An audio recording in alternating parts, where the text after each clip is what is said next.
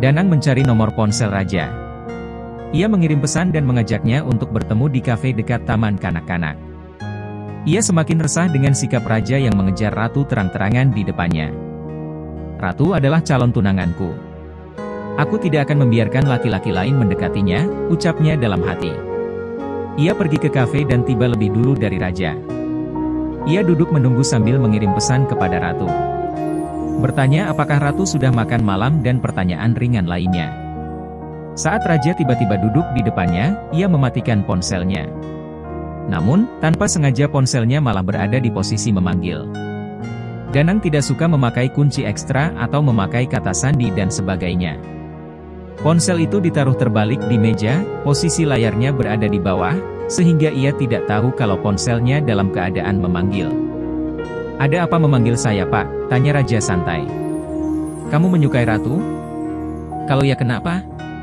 Kalaupun tidak kenapa? Hidup saya adalah urusan saya. Tidak ada hubungannya dengan Bapak," jawab raja. Ia mulai menatap Danang dengan pandangan tak suka. "Jika kamu tidak menyukai ratu, mungkin hidupmu itu tidak ada hubungannya denganku. Kalau kamu menyukai ratu, tentu saja hal itu ada hubungannya denganku. Karena yang kau sukai adalah calon tunanganku," tandas Danang.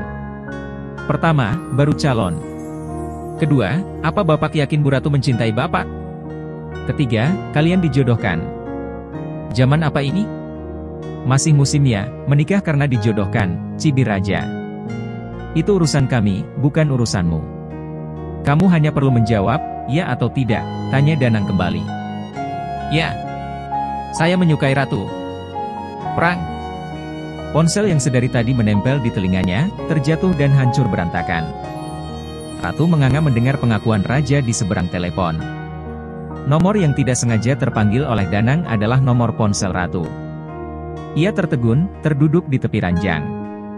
Kedua tangannya meremas sprei dengan kuat. Rasanya ia seperti sedang bermimpi.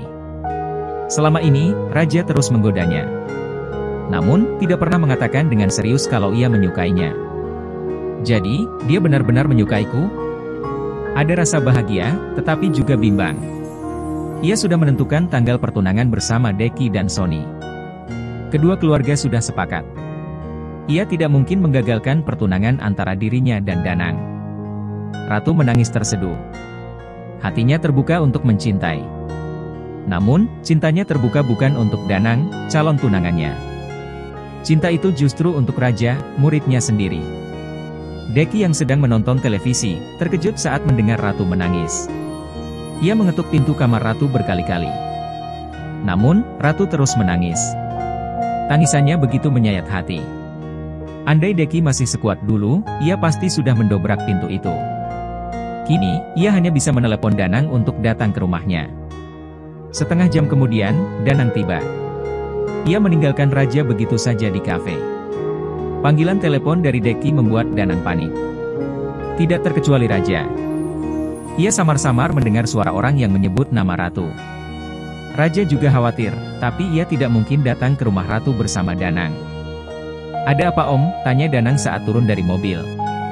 Karena Danang tidak kunjung datang, Deki menunggunya di teras. "Ratu tiba-tiba saja menangis," jawab Deki sambil mengajak Danang masuk ke rumah. Saat tiba di depan pintu kamar Ratu, Danang juga terkejut. Ratu menangis terseduh, seakan dunianya runtuh. Deki menyuruh Danang untuk mendobrak pintunya. Brak! Danang dan Deki berlari mendekati Ratu yang terduduk di lantai dengan kepala terbenam di tepian ranjang. Ia menyembunyikan wajahnya di sana. Namun, tangisannya sangat memilukan dan suaranya terdengar sampai keluar dari kamarnya. Deki segera memeluk putrinya dengan cemas. "Ratu, ada apa?" "Pak. Hiks." Ratu mengangkat wajahnya dari tepi ranjang dan memeluk ayahnya dengan tangisan pilu. Deki hanya bisa menunggu sampai Ratu sedikit tenang. Danang membantu Ratu dan Deki bangun dan duduk di tepi ranjang. Ia tidak mengerti mengapa Ratu seperti itu. Tadi siang, saat ia mengantarkannya pulang, Ratu memang terlihat tidak baik. "Ratu," ucap Danang saat tangis Ratu mulai reda. "Ada masalah apa? Apakah ada kata-kata dariku yang menyakiti hatimu?" tanya Danang dengan lembut. Ratu menggeleng pelan. Tatapannya nanar ke wajah Danang. Pria itu terlalu baik untuk disakiti. Rasa bersalahnya semakin besar ketika ia sadar, hatinya untuk orang lain. Melihat Ratu terus memandangi Danang, Deki keluar dari kamar dan membiarkan mereka bicara berdua. Entah apa yang terjadi di antara mereka, sampai Ratu menangis seperti itu. Terakhir kali Deki melihat Ratu menangis seperti itu adalah saat Sofia meninggal. Lalu, apa yang membuatnya kembali menangis seperti itu? Deki hanya bisa bertanya-tanya tanpa menemukan jawaban. Ada apa? Kamu bisa cerita sama Mas, ucapnya sambil memeluk Ratu dari samping. Tidak apa-apa Mas. Aku cuma kangen sama Mama. Sungguh? Iya. Tidak ada apa-apa, jawabnya sambil menyeka sisa air mata di pipinya. Maaf Mas. Aku sudah berbohong padamu, tapi kurasa hanya itu yang terbaik saat ini. Kalau kamu merindukannya, kita bisa pergi mengunjungi makamnya. Aku akan mengantarmu, oke? Jangan menangis seperti ini lagi, hatiku sakit mendengarmu menangis, hiburnya. Ia tulus menyayangi Ratu. Ada atau tidaknya perjodohan, dia memang sudah jatuh cinta kepadanya sejak awal. Maaf, sudah membuatmu khawatir. Ini sudah malam. Sebaiknya Mas pulang. Ratu merasa canggung berduaan di dalam kamar. Dengan halus, Ratu menyuruh Danang untuk pulang. Danang mendekatkan wajahnya, menempelkan bibirnya di bibir basah milik Ratu. Gadis itu hanya memejamkan mata, tidak membalas kecupan lembut Danang. Karena gadisnya hanya diam, ia pun menggigit bibir bawah Ratu. Ah! Ratu memekik dan membuka mulut. Danang tidak menyia-nyiakan kesempatan. Ia tersenyum lalu menyusupkan lidah ke dalam rongga mulut Ratu, mempermainkan lidahnya. Sesekali menghisap lidah gadis itu dengan lembut.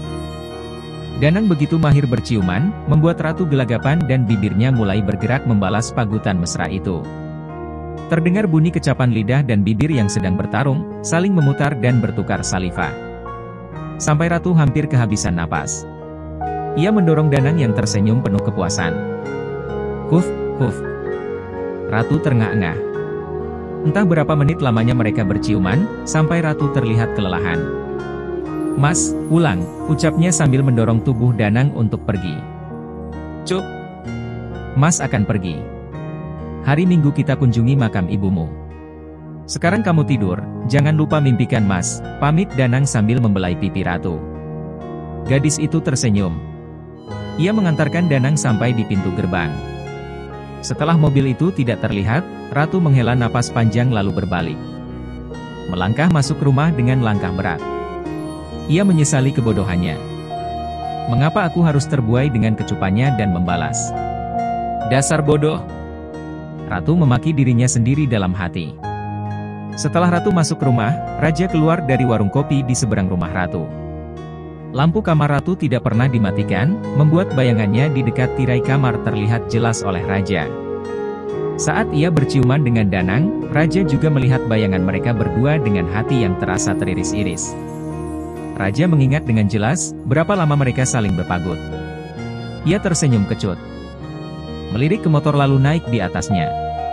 Raja memacu motornya secara ugal-ugalan. Membelah jalanan kota yang mulai lengang. Tiba di rumah, Danang duduk bersandar sambil melamun di sofa ruang tamu. Ia berpura-pura tidak melihat kalau ponsel Ratu rusak berantakan di lantai.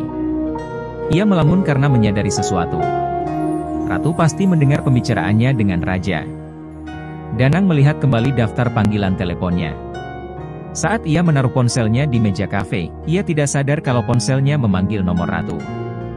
Jika Deki tidak meneleponnya, ia tidak akan menyadari kalau ponselnya dalam keadaan hidup dan tersambung dengan Ratu. Apakah dia mendengar perkataan Raja? Aku yakin, Ratu mulai menyadari perasaannya terhadap Raja. Apa yang harus aku lakukan? Aku sangat mencintainya. Tidak rela melepaskan dia untuk orang lain. Danang! Baru pulang, tanya Sony. Iya Pak. Papa belum tidur. Papa haus. Apa kamu baru saja dari rumah Ratu? Danang hanya tersenyum menanggapi pertanyaan ayahnya. Sony kembali ke kamarnya. Ia pun pergi ke kamarnya dan beristirahat. Walaupun Ratu membalas kecupanku, tapi tidak ada perasaan di dalam kecupannya. Ia hanya terpaksa membalas karena takut menyinggung perasaanku. Mengapa hatimu tidak bisa menerimaku, Ratu? Dadanya terasa sesak jika mengingat perasaannya hanya sepihak. Mencoba bersikap seolah tidak peduli, kenyataannya, hatinya tetap sakit. Ia bahkan mengancam raja untuk menjauhi ratu. Ia merasa jadi lelaki pecundang yang memperebutkan cinta dengan mengancam. Danang sadar diri, jika ia mengajak bersaing untuk mendapatkan ratu, maka rajalah pemenangnya. "Raja! Woi!" seru Aji. "Apa?" tanya raja dengan malas. Ia duduk di kelasnya dengan lesu. Semalaman, ia tidak bisa tidur karena terbayang-bayang ratu dan Danang berciuman. Si Marcel sakit. "Pulang sekolah kita jenguk dia, oke?" "Oke." "Kenapa?" "Soal guru pujaan hati lagi," tanya Aji. Ia tidak suka melihat raja terus memikirkan ratu karena Aji tahu, itu hanya akan membuat temannya itu sakit hati. Dia kan sudah punya tunangan. "Lupakan dia, Raj." "Susah." Raja menjawab singkat. "Lihat. Gara-gara patah hati, kamu jadi orang pelit," gerutu Aji. "Pelit? Berani bilang aku pelit?" "Hah?" hardik raja. "Apa?" "Oke. Susah. Sedikit sekali kamu ngomongnya," ejek Aji. Sialan. Tiba-tiba kelas menjadi sunyi karena guru yang akan mengajar di jam pelajaran pertama sudah masuk. Pelajaran dimulai, tapi raja memilih tidur. Ia sangat mengantuk setelah begadang semalam. Raja tertidur sampai jam pelajaran kedua berakhir dan waktu istirahat tiba. Bunyi bel tanda jam istirahat, membuat raja terbangun. Ia mengangkat wajahnya, pandangannya berkeliling. Ternyata ia seorang diri di kelas. Ratu berjalan melewati ruang kelas raja. Ia berhenti sejenak saat melihat raja menatapnya. Pandangan itu memancarkan rona cinta. Namun, mereka terpaksa memendamnya. Jauh di lubuk hati, mereka bergumam lirih, mengungkap cinta yang mengisi relung jiwa. "Aku rindu padamu, Queen. Aku jatuh cinta padamu, Raja. Tapi, cinta ini datang di waktu yang salah." Ratu berlalu pergi menuju ruang BP. Sementara raja kembali menelungkupkan wajahnya di meja. Ia malas untuk pergi ke kantin. Tidak ada selera makan sama sekali. "Door!" Aji mengagetkan raja. Raja kesal dan berpura-pura mencekiknya. "Mati kau, sialan! Dari tadi kamu terus membuatku kesal," makinya sambil melepaskan tangannya dari leher Aji. "Kalau memang cinta, perjuangkan saja dulu. Toh, mereka belum resmi bertunangan. Kalaupun mereka sudah bertunangan, tetap masih ada kesempatan. Sebelum mereka resmi bersanding di pelaminan, kamu masih bisa merebutnya," ucap Aji. Ia menghasut raja untuk merebut ratu dari Danang. "Kalau tidak berhasil, baru menyerah." "Sekarang sih, pepet aja dulu," jawab Aji sambil menaik turunkan kedua alisnya. Ucapan Aji membuat ia jadi bersemangat lagi. Raja pikir, apa salahnya mencoba? Soal hasil, bisa dilihat nanti. Jika ratu tidak menyukainya sampai akhir, ia akan menyerah. Sejak mendengar nasihat Aji, raja mulai gencar mengejar ratu. Ia mengirim pesan setiap hari. Sejak bangun tidur sampai ratu akan tidur. Ucapan selamat pagi, selamat siang, selamat sore, sampai selamat tidur, tidak pernah terlewat diucapkan oleh raja. Setiap hari, ia datang lebih awal dari yang lain. Ia masuk ke ruang BP dan menaruh bunga serta kue berbentuk hati yang sama dengan yang dikirimkan olehnya terakhir kali. Ratu tahu dari siapa kue dan bunga itu. Ratu selalu menyembunyikan kue dan bunga itu dari Danang. Mereka belum saling mengungkapkan cinta. Karena keduanya memerlukan waktu untuk meyakinkan hati mereka. Apalagi Ratu masih terikat perjodohan dengan Danang. Serapat-rapatnya bangkai disembunyikan, baunya tetap akan tercium. Danang curiga karena setiap pagi, Ratu melarangnya masuk ke ruangannya. Untuk mengetahui apa disembunyikan oleh Ratu, Danang bekerja sama dengan Satpam. Satpam itu memanggil Ratu karena ada yang mencoret mobil kepala sekolah. Ratu segera pergi bersama Satpam menuju ke parkiran. Setelah Ratu keluar dari ruangannya, Danang menyelinap masuk. Ia melihat tidak ada yang aneh di atas meja. Danang melangkah ke dekat kursi dan ia melihat sebuah kotak kue di bawah meja. Danang berjongkok dan melihat isi kotak kue itu. "Selamat pagi, My Queen." Kata itu tertulis di atas kue. Matanya menangkap plastik hitam di dekat kue. Ia mengambil dan melihat isinya. Bunga. Sepertinya, Raja benar-benar berencana mengambil hati ratu. Hanya tinggal menunggu waktu, sampai ratu pergi berpaling dariku. Danang merapikan kembali kue dan bunga seperti semula. Ia keluar dengan hati hancur dan remuk redam. Mereka sudah mulai menjalin hubungan diam-diam di belakangnya. Mana Pak? Tanya ratu pada satpam. Tadi ada Bu.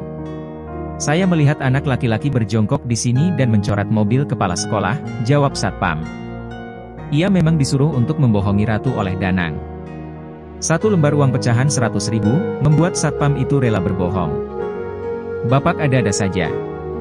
Kalau ada apa-apa itu harus diteliti dulu, jangan asal melapor.